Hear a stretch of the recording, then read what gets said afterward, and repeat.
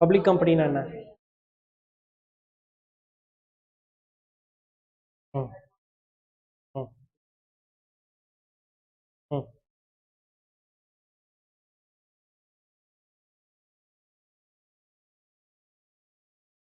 Very good. ம் 1% கம்பெனினா 1% company ஒரே பர்சன். ஓகே. செக்ஷன் 8 கம்பெனின்னு ஒன்று இருக்கு,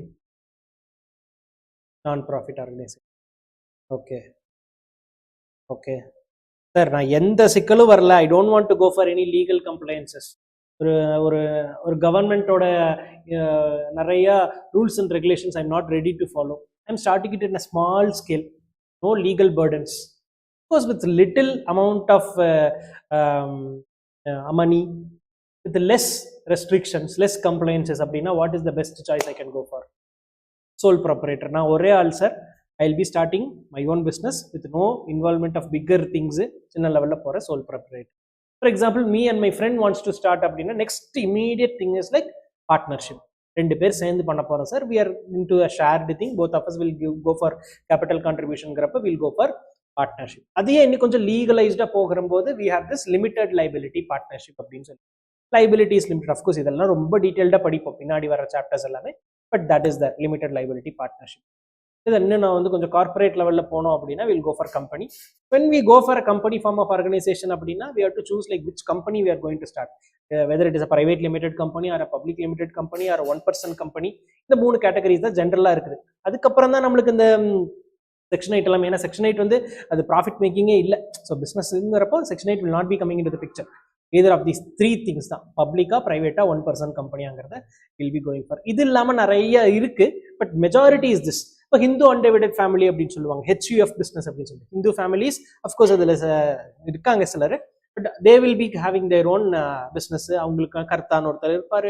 heel be the deciding authority. அவரோட லைபிலிட்டி எப்படி இருக்கும்? Coparceners, other family members, how the person like how can they become a part of HUF only by birth, அந்த ரிலேட்டடான இருக்கு. பட் HUFங்கிறது இட்ஸ் டிஃப்ரெண்ட்.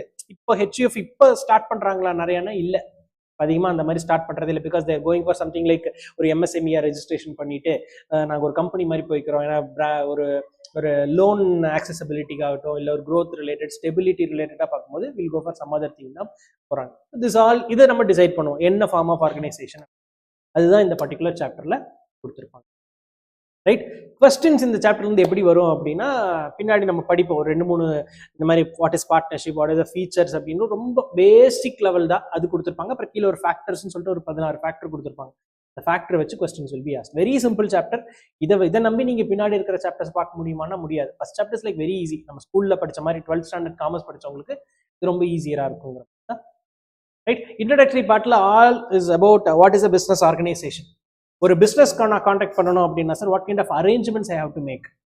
ஒரு பிஸ்னஸ் நான் நடத்தணும் சார் அப்படின்னா அதுக்கு என்னென்ன அரேஞ்ச்மெண்ட்ஸ் நான் பண்ணுவேங்கிறதா பிஸ்னஸ் ஆர்கனைசேஷன் அப்படின்னு சொல்லி கொடுப்பாங்க.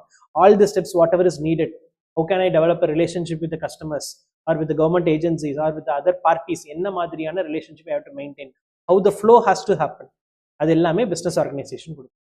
நீங்க இந்த பிரின்சிபல்ஸ் ஆஃப் மேனேஜ்மெண்ட்னு ஒன்று படிச்சிருப்பீங்க காலேஜ்லயோ. சம்டைம் காலேஜ்ல ஒரு பேப்பரே வந்திருக்கும், பிளானிங், ஆர்கனைசிங், ஸ்டாஃபிங், கண்ட்ரோலிங் அப்படின்னு, டைரக்டிங் அப்படின்னு. அது எல்லாத்தையுமே கம்பைன் பண்ணும்போது அது 12th வந்திருக்கா. அதெல்லாம் தான் பிஸ்னஸ் ஆர்கனைசேஷன் அப்படின்னு கொடுத்துருப்பாங்க. திஸ் ஆர் லைக் இதுவுமே இதெல்லாம் எக்ஸாம்ல பெருசா வராது. But nowadays there is a trend. அதையும் நான் சொல்லி ஆகணும். என்ன ட்ரெண்ட்னா, ஏதோ ஒரு first line or first 2 lines மட்டும் கொடுத்துட்டு explain the statement, justify the ஸ்டேட்மெண்ட்னு ஒரு கொஸ்டின் வரும். பாயிண்ட் இஸ் அந்த பேராகிராஃப் ஃபுல்லாக எழுதிடும், அவ்வளோதான். அந்த மாதிரி ஒரு கொஸ்டின் இப்போ ரீசெண்ட் டைம்ஸ்ல வந்துட்டு இருக்கு. இப்போ நம்ம ஓரலாக சொல்லும்போது உங்களுக்கே ஃபீல் ஆகல, லைக் ஓகே இது இவ்வளோதானா அப்படின்ற மாதிரி இருக்கும். பாயிண்ட் இஸ் எக்ஸாம்ல இந்த ஒரு லைன் கொடுத்து எக்ஸ்பிளைன் பண்ணும்போது you are suppose to right the same thing. அதனால அங்கங்க போல்டு பண்ணி அந்த கலர் பண்ணி கொடுத்துருப்பாங்க. ஸோ அதை நீங்க ரீட் பண்ணி வச்சுட்டு ஓகே இந்த லைன் இங்க இருக்குங்கிறத தெரிஞ்சுக்கிட்டீங்கன்னா கொஞ்சம் பெட்டரா இருக்கும். அதையும் கொஞ்சம் கான்சென்ட்ரேட் பண்ணிக்கோங்க. Don't take it too much granted இந்த சாப்டர்ல. நெக்ஸ்ட் பாத்தீங்க அப்படின்னா what are the different types of business organisation கொடுத்துருப்பாங்க. Sole proprietor, partnership, HUF, LLP, cooperative society, section 8, 1% private, public company. So before going for anything I will be choosing either of these things அப்படின்றது. பாடி கார்ப்பரேட்னு ஒரு வார்த்தை இருக்கு, கேள்விப்பட்டிருக்கீங்களா? பாடி corporate body corporate, for a separate legal entity. The person who starts it and the others are like completely different. Separate legal entity, perpetual succession, limited liability, common seal, இதெல்லாம் கம்பெனியில் நம்ம படிச்சிருப்பீங்க maybe ஸ்டார்டிங்கில். அஃப்கோர்ஸ் கம்பெனிலாம் படிக்கும்போது படிப்பீங்க. எல்லாமே பாடி கார்பரேட்னு ஒரு கான்செப்ட் இருக்கு. Association of individuals, body of இண்டிவிஜுவல்ஸ்னு தனியாக ஒரு concept. Like individuals they group together அப்படின்னு ஒன்று. அப்புறம் கோஆபரேட்டிவ் சொசைட்டின்னு ஒன்று இருக்குது. Corporations, body corporate, more or less same ஒன்று. இதை லைக் லைட்டாக ஞாபகம் வச்சுக்கோங்க, போக போக ஏன் அப்படின்றது ஞாபகம். First comes your sole proprietorship. Only one person is there. He wants to start the business, decide everything on his own, take up the risk completely. அதே பர்சன் டிசைடும் பண்ணுவார், ரிஸ்க்கும் அவரே எடுத்துப்பாரு, அவருடைய பேர்ல தான் எல்லாமே இருக்கு. If something happens to him or her அப்படின்னா the business will get closed. அது sole proprietorship. What are the features அப்படின்றப்போ only two is given here. What do you think are the features of sole proprietor? One person is enough. No need to bother about anything. He can decide. Decisions can be quicker. Investments can be only less, because அவருடைய personal investment வரும். அப்புறம் வேற யாராவது சொந்தக்காரங்க கிட்ட கேட்டு, ஃபேமிலியில இருந்து கேட்கலாம். ஒரு small amount of loan he can get from the creditors. These are the things. இங்க ரெண்டு கொடுத்துருப்பாங்க, unlimited liability and easy to start. Since only one person is needed to start an organization, he need not discuss with anyone. So very easy to start. Legal compliance ஏதாவது ஜாஸ்தியா இருக்கா sir sole proprietor? Nothing like that. The thing is like they have to go for registration whenever it is needed for their specific business. அது என்ன sir specific business? Sir நான் ஒரு hotel கடை ஆரம்பிக்க போகிறேன் சார், இல்லை ஒரு ஃபுட் வே மாதிரி வைக்க போகிறேன் சார் அப்படின்னா you have to get FSSAI licence. அவ்வளோதான். அந்த மாதிரியான ஸ்மால் திங்ஸ் தான் இருக்குது. ஷாப்ஸ் அண்ட் எஸ்டாப்ளிஷ்மெண்ட்ஸ் ஆக்ட்னு ஒரு ஆக்ட் இருக்கு. What ever you start it will B either in to a shop category R an establishment category. அப்போ அது ரெண்டில் எது வேணுமோ அது. சார் ஜிஎஸ்டி எடுக்கணுமா சார்? அஃப்கோர்ஸ் நீ அந்த லிமிட்டுக்குள்ளே வந்தீங்கன்னா ஜிஎஸ்டி எடுத்துக்கும். GST is always on optional one unless otherwise you cross the limit. இப்போ பேங்க்ல நீங்க கரண்ட் அக்கௌண்ட்ல கேட்டீங்கன்னா ஜிஎஸ்டி இருந்தால் தான் நாங்கள் கொடுப்போங்கிறாங்க. That is different. But that says is this thing. இப்போ ஈஸி டு ஸ்டார்ட் வேலை இது. அன்லிமிட்டட் லைபிலிட்டி அப்படின்றப்போ நீ ஒருத்தர் தான் ஆரம்பிக்கிற. So complete loss will be borne by the particular sole proprietor. So that is unlimited liability. Sir, I have invested 5 lakhs sir, but the loss is 5 crores sir. Will I go and ask my relatives to bear the expenses or the loss? No.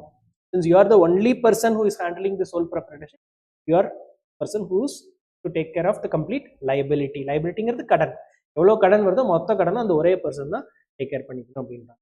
Right. இதே மாதிரி தான் ஒரு கேட்டகரியாக கொடுத்துருப்பாங்க partnership. இதுக்கு இதில் exam பர்ஸ்பெக்டிவ்ல எப்படி கேட்பாங்க அப்படின்னா, ரொம்ப ஈஸியாக கேட்கணும் அப்படின்னா list out the features of sole proprietor அப்படின்னு கேட்பாங்க. Or sometimes drafting will be made. For example, Kripa Shankar is planning to start a business. You as a company secretary advise him like what are the benefits he can get, or like what are the features he has to take into consideration before starting a sole proprietorship. அவ்வளவுதான். But நீங்க இதுல பார்த்தோன்னே தெரிஞ்சிடும், பெருசா paragraph கொடுத்துருப்பாங்க. But ultimate thing is like features of sole proprietor. இப்போ நீங்க இன்னொன்று கேள்வி என்ன வரும்னா, சார் இந்த ஹெட்டிங் எல்லாம் அப்படி எழுதணும்னா heading can never be change. உள்ள இருக்க பாயிண்ட்ஸ் கூட 1-2 வார்த்தைகள் மேபி ஆல்டர் ஆகலாம். But crux has to be there. இதெல்லாமே டேக் இட் கிராண்டடா எடுத்துக்கூடாதுங்கிறக்கா நம்ம இவ்வளவுதான் சொல்றோம். ரைட்டா? நம்ம இது படிச்சு பார்த்து இவ்வளவுதானா, வீல் ரைட் இட் இன் ஒரு காலேஜ் மாதிரி எழுதிடலாமா? Not at all possible. Keywords அப்படியே இருக்கணும், இந்த சைட் ரைட்டிங் அப்படியே இருக்கணும். Next thing is partnership. when 2 or more persons join hands together for a lawful business with sharing of profit and losses is called as partnership. Partnership Act of 1932. Partnership Act of 1932 will come into the picture whenever partnership firms are started. இப்போ partnership பொறுத்தளவுக்கு minimum 2 partners R மேண்டேட்டரிலி நீடடுங்க. But கம்பெனிஸ்ல இருக்கிற ஒரு rules 2014 தான் என்ன சொல்லிட்டாங்க அப்படின்னா maximum 15 கொடுத்துருக்காங்க. Partnership ஆக்ட்ல there is no limit for partners. பார்ட்னர்ஸ்க்கான லிமிட் அங்கே கொடுக்கல. பட் கம்பெனியோட rules 2014 they had mentioned like maximum number of partners when it comes to a partnership firm is 50. 50 பேர் தான் அதிகபட்சம் இருக்க முடியும். பட் குறைஞ்சது 2 பேர் இருக்கணும் அப்படின்றாங்க. லைபிலிட்டிஸ் அகைன் அன்லிமிட்டட் தான். அது one of the features. Unlimited அப்படின்றப்ப more or less they'll be sharing it equally. எவ்வளோ லாஸ் ஆச்சோ 2 பேரும், நான் 10,000 ரூபா கொடுத்தேன், அவர் 1 லட்சம் கொடுத்தாரு, அப்போ அதுக்கு தகுந்த மாதிரிலாம் ஷேர் பண்ணிக்கலாம். Limited liability, whatever is the loss they'll share it within themselves. Right? அது unlimited liability point. Easy to start. Of course comparative of sole proprietor பார்ட்னர்ஷிப்புக்கு கொஞ்சம் ஜாஸ்தியாக இருக்கும். ஏன்னா பார்ட்னர்ஷிப் டீட் போட்டுறது பெஸ்ட்டுங்க. Because without partnership deed it is very difficult to go with business. It's very tough actually. ஏன்னா நாளைக்கு நான் இதை சொன்னேன் இது சொல்லலை அப்படின்ற ஒரு chaos வந்துரும் அப்படின்றதுனால it is better to go with partnership deed. Partnership deed is nothing but a partnership document which tells us what are the rules and regulations to be followed. இந்த பார்ட்னர்ஷிப் ஃபார்ம் எதுக்காக ஆரம்பிச்சாங்க, என்ன purpose அப்படின்றத சொல்றது தான் partnership deed. Understanding between the partners, அது partnership deed. அதே மாதிரி ரெஜிஸ்ட்ரேஷன் ஒரு கான்செப்ட் இருக்கும். Registration is different from the partnership deed registration. இதுக்கு வித்தியாசம் இருக்கு. ஒரு ஒரு ஆர்கனைசேஷனை if you go to the registrar, concerned registrar and get it registered அப்படின்னா it is called as registered partnership. But actually partnership register பண்ணி ஆகணுமா அப்படின்னா கிடையாது. But agreement has to be made. அக்ரிமெண்ட்டுங்கிறது கண்டிப்பா இருக்கணும். பட் அதை நீங்க போய் ரெஜிஸ்டர் பண்றீங்களா அப்படின்றது it's your wish. You want you can register, if நாட்னா நாட் நீடட். ரெண்டுக்கும் ஒரு வித்தியாசம் இருக்கு. So comparative to sole proprietor கொஞ்சம் கஷ்டம். Comparative to private limited or public limited company partnership starting is easy. அந்த மாதிரி தான் உங்க டெக்ஸ்ட்லயுமே கொடுத்துருப்பாங்க, கம்பேர் பண்ணியிருப்பாங்க எல்லாத்தையுமே. சோல் ப்ரொப்ரைட்டருக்கு இது easy, but private limited public sole ப்ரொப்ரைட்டருக்கு இது கொஞ்சம் கஷ்டம். கம்ப்ளைன்சஸ் கொஞ்சம் ஜாஸ்தியா இருக்கும், பட் இதை விட கம்மியா இருக்கும்னு சொல்லுவாங்க. Relatively inexpensive, they will be comparing it to LLP, limited liability partnership, because limited liability partnership is a body corporate. It has to be registered. அப்ப அந்த ரெஜிஸ்ட்ரேஷன் விட இங்க ரெஜிஸ்ட்ரேஷன் இல்லைங்கிற இட்ஸ் வெரி ஈஸி ஆக்சுவலி. அந்த கம்பேரிஷனும் இதுல கொடுத்துருப்பாங்க. These are the 3 next. அடுத்து ஹிந்து அன்டிவைடட் ஃபேமிலி பத்தி கொடுத்துருப்பாங்க. Any idea what is a Hindu undivided family? Chapter number 7ல we'll be having it in detail. HUF இங்க வந்து ஒரு இன்ட்ரடக்ஷன் மாதிரி கொடுத்துருப்பாங்க. ஒரு ஹிந்து ஃபேமிலி மெம்பர்ஸ் எல்லாம் ஒன்று சேர்ந்து அவங்களுடைய பாரம்பரிய பழமையான சொத்து ஏதாவது ஒன்று, பணமோ ஏதாவது ஒரு அசட்டையோ வச்சு they'll start a business. Mostly head of the family, அதுவும் மேல் மெம்பராக தான் இருப்பாங்க. பட் இப்போ ஃபீமேல் மெம்பர்ஸ் ஆர் ஆல்சோ அலவுடுங்க, ஷேரிங்லேயுமே சரி அலவுடு. பட் ஸ்டார்டிங்ல வந்து senior most male member will be the head of the family. அவர் பேர் கர்த்தான்னு சொல்லுவாங்க. he'll be deciding everything. he need not discuss anything with the other family members who are called the co-parceners. அவங்க கிட்ட எதுவும் கேட்கணுன்ற அவசியம் கிடையாது. இவரோட பேர், இவரோட டெசிஷன்ல எல்லாமே இருந்தது. அதுக்கு தனியா பேன் வாங்கணும், ரெஜிஸ்ட்ரேஷன் எல்லாமே தனியா பண்ணி பிசினஸ் கேன் ஹேப்பன். இதுல பாத்தீங்கன்னா ancestral ப்ராப்பர்ட்டி இருக்கும், அட்லீஸ்ட் 2 மேல் மெம்பர்ஸ் இருக்கும். அதே மாதிரி சார் பார்ட்னர்ஷிப்ல எல்லாம் I have to sign the partnership deed and get myself as a partner in the partnership. But இங்க அப்படிலாம் கிடையாது. ஒரு குழந்தை பிறந்த உடனே ஆட்டோமேட்டிக்கா it will have a share in the family business. தான் இதுவே கான்செப்ட். குழந்தை அந்த ஃபேமிலியில பிறந்துருச்சு அப்படின்னா ஆட்டோமேட்டிக்கா it will be a part. அந்த HUF நீங்க ஷேர் பண்றீங்க அப்படின்னா அந்த குழந்தைக்கு நீங்க கொடுத்துதான். there is nothing like செப்பரேட்டா அந்த பர்த் சர்டிஃபிகேட் கொண்டு வந்து நீங்க இதை ஆட் பண்ணுமானா அதெல்லாம் கிடையாது. Automatically it will be there. அடுத்து limited liability partnership. This will be dealt in chapter number 3. ரொம்ப டீடைல்டா ஒரு கம்ப்ளீட் சாப்டர் LLP பத்தி பார்ப்போம்.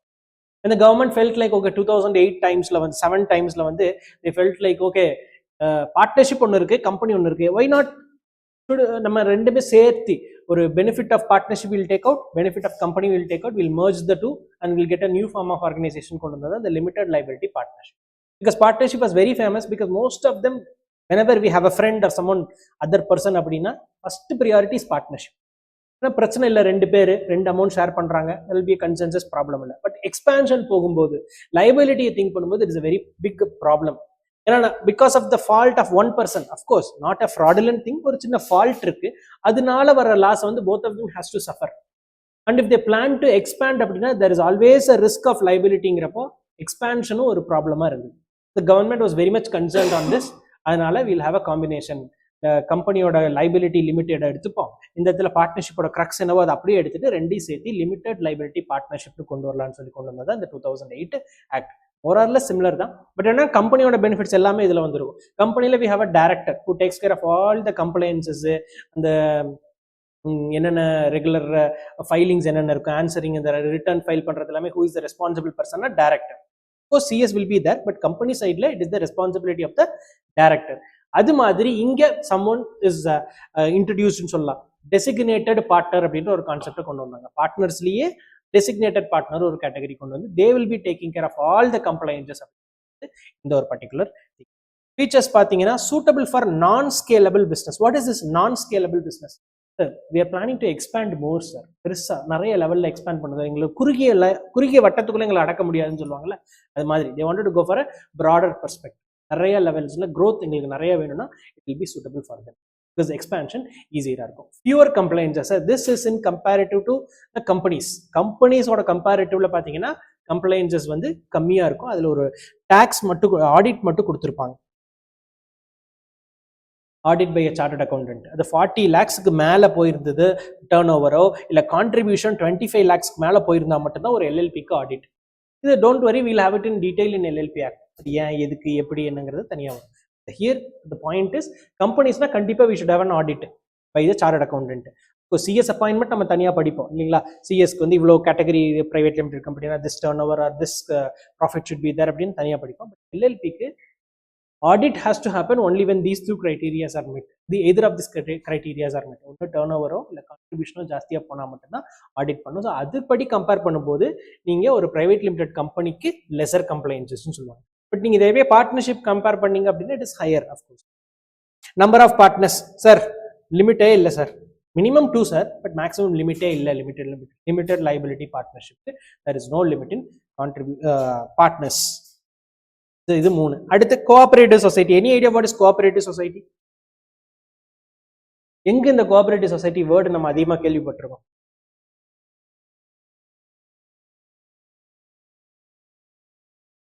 வெரி குட், வில்லேஜ்ல மோஸ்ட்லி மில்க் இல்லையா, ஃபார்மர்ஸ் இருக்கிற இடத்துல milk cooperative society is a very normal thing. அது இல்லாமல் agricultural cooperative societies which provides agricultural manures, fertilizers to the farmers at a cheaper rate. Of course, loans are also provided. Gold pledging, the document pledging, which cheaper rate, interest rate, they are getting the loans. The idea behind having this cooperative society is for the benefit of the members.